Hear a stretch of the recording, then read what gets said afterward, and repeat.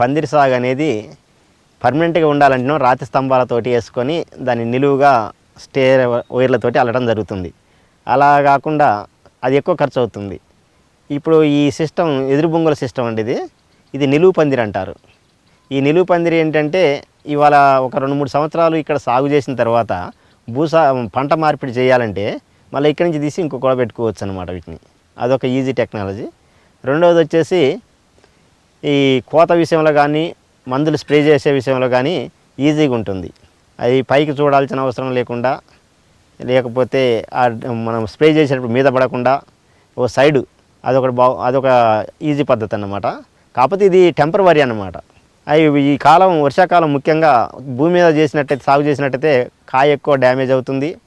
రెండవది చెట్లు కూడా తొందరగా తెగుళ్ళకు గురి అయ్యే అవకాశాలు ఉన్నాయి. ఇప్పుడు ఈ పద్ధతి పర్వాలేదు అనిపించింది నాకైతే.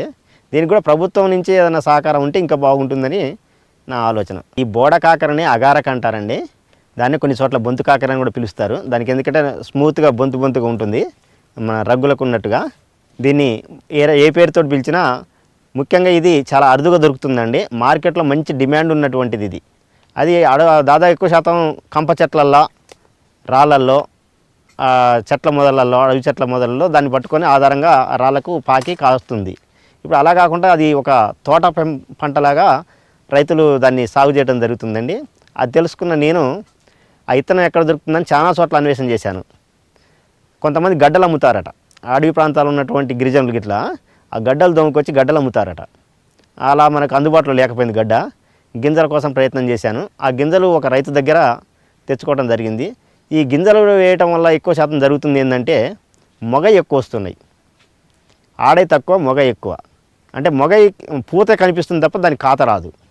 ఆడవాటికో మొత్తం పూత పిందె 2 వస్తాయి అన్నమాట. అయితే ఆ సిస్టాన్ని మేము తెచ్చి వేయడం జరిగింది. కాపు బాగానే ఉంది. అంటే ఇది కెమికల్ ఫార్మింగ్లో ఎలా ఉంటుందో కష్టంగా ఉంటుంది, కాపు రాదనేది మాత్రం నేను విన్నాను.